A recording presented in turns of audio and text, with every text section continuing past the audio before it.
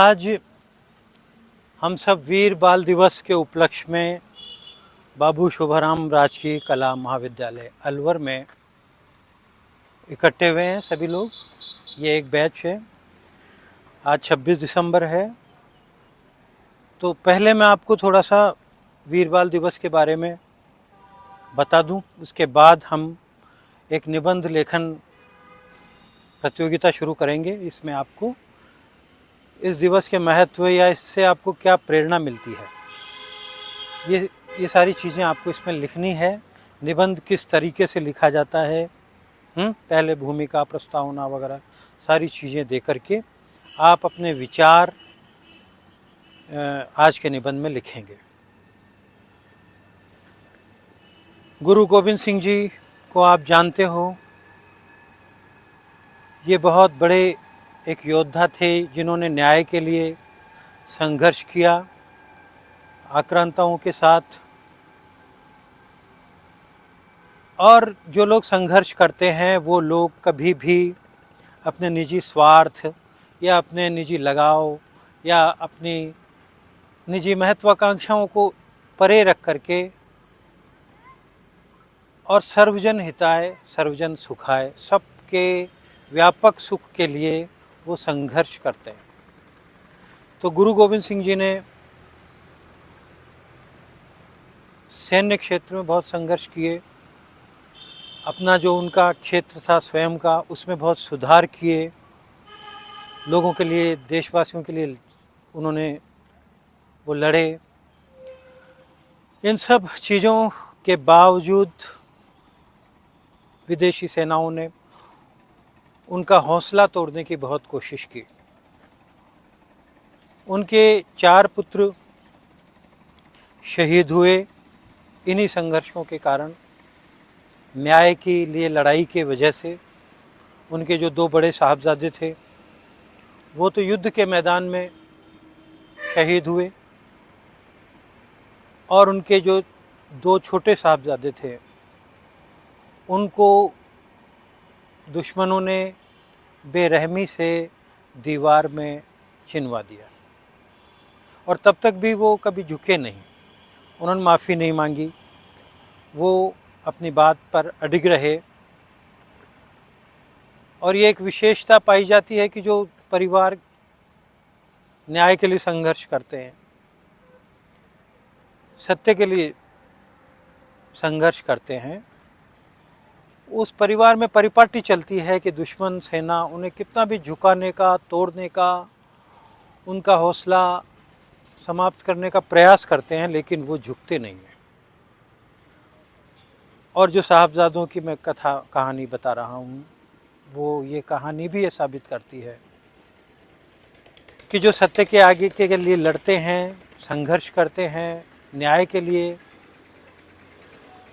टकराते हैं, वो छोटे छोटे स्वार्थ या छोटे छोटे दमन से झुकते नहीं हैं।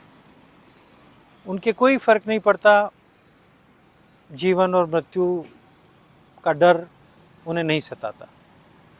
दुश्मन सेना या दुश्मन के लोग उनको कितना भी तोड़ने की कोशिश करें, उनका उत्साह ख़त्म करने की कोशिश करें, लेकिन वो क्योंकि उनके परिवार में परिपाटी थी न्याय के लिए लड़ने की, संघर्ष करने की, इसलिए ऐसे लोग झुकते नहीं हैं।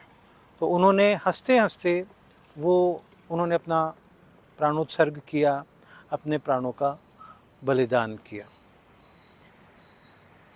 वो घटना हुई बहुत से साल पहले, लेकिन वो प्रेरणा हमें आज भी देती है, और ये ऐसी बातें आगे भी हमें प्रेरणा देती रहेंगी। और वो बहुत बड़ी चीज़ है।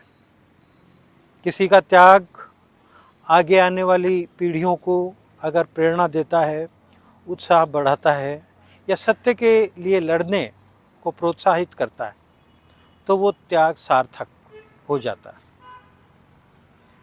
अगर वो हमें प्रेरित न करे तो वो त्याग व्यर्थ हो जाता है। हमें उनके त्याग को सार्थक करना है। जिस न्याय के हक के लिए वो लड़ रहे थे,